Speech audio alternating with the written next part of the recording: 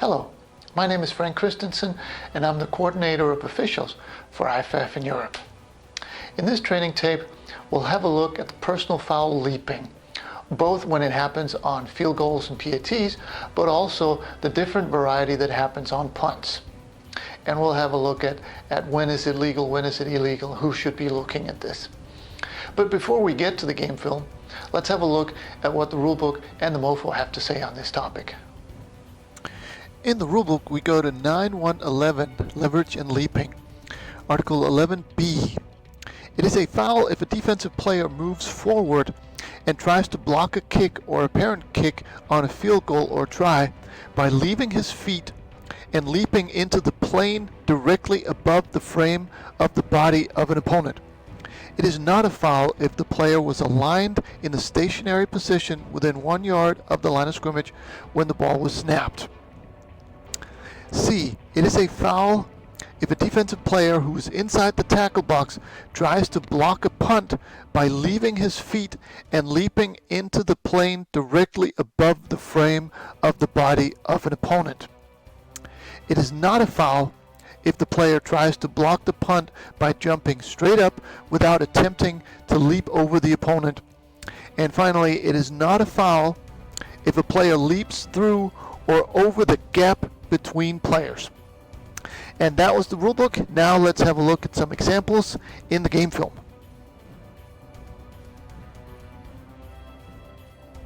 We'll start out by looking at some field goal PAT formations or plays, and in this first clip we're looking at B22 right in front of the umpire here. And the first thing we'll notice is that he is lined up very close to the line of scrimmage, so already there he's in good shape. Now B5 to the right of him, he would be more our concern in terms of if he moves forward and jumps up. But let's stay focused on B22, and he is actually going to move in and jump up. But not only is he close enough to the line of scrimmage that he's okay, he's also going into the gap between the center and the guard. So he's not really jumping into the airspace above an opponent.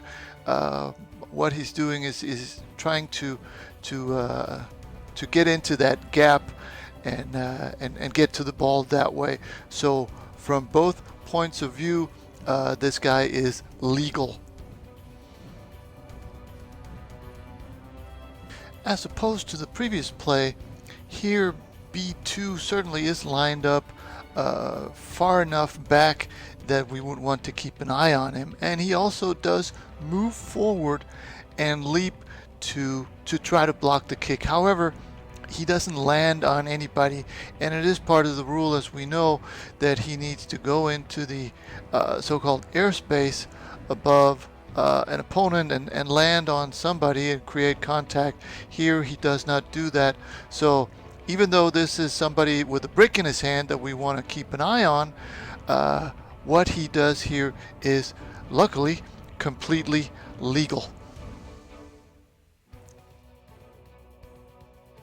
With this next example, we take it a step further. We're looking at the linebacker there between the umpire and the side judge.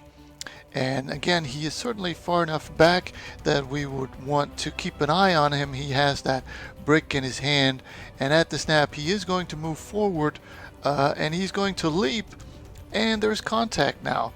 However, I think this is still a legal play just because he moves forward and he leaps, but he does not, at least appears to, from this angle, he does not leap into the airspace above an opponent. I think what happens is the offensive player moves forward and creates this contact. So I think we can let the linebacker off the hook here, simply because he is not the one initiating this contact. But I think it's a good example of why this rule is in there, because the leaper here puts himself at high risk of injury just because of the way he comes down. But the way the rule is now, I think this is legal because the contact is initiated by the Team A player.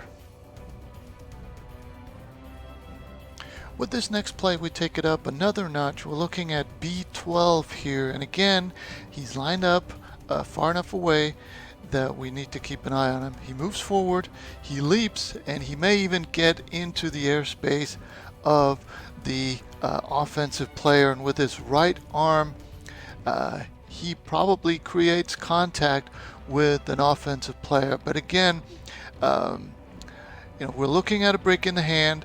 He does leap, he does get into the airspace, he does create contact, but I just don't think that this is the type of contact that was that the rule was put in place to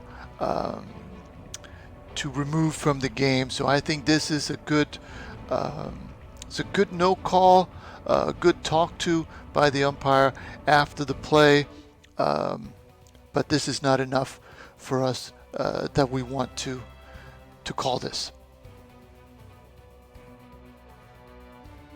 In this example, we're focusing on B36, who is right to the left of B27, and he certainly leaps over the offensive player into his space, but again, he lines up at the line of scrimmage, so this is not a foul for leaping.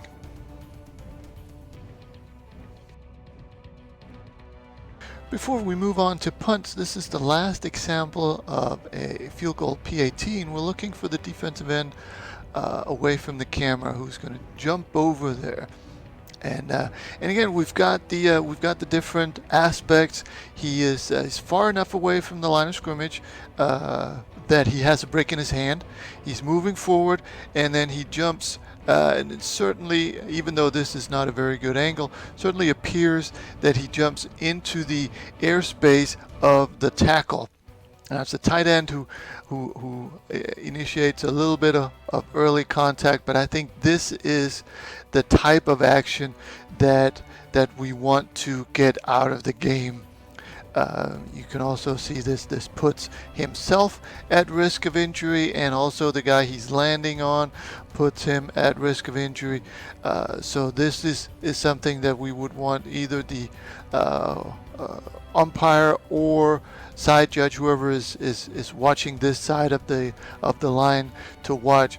Now you could say that maybe the linesman could see it also, since this is the closest defensive player to him.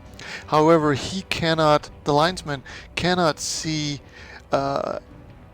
where the defender moves into the neutral zone. Is this above the airspace of an opponent, or is he shooting a gap here? The only one who can see that is the umpire, side judge. So this is something that we would want to have called, provided that this is over the tackle, which it certainly looks like. Now let's have a look at some punts. So here's the classical example of what we want to get out of the game for these punts with the shield. We're looking at the nose tackle, so right across from the snapper. He's going to come around and come in and do that. So what we have here is he's coming in the tackle box.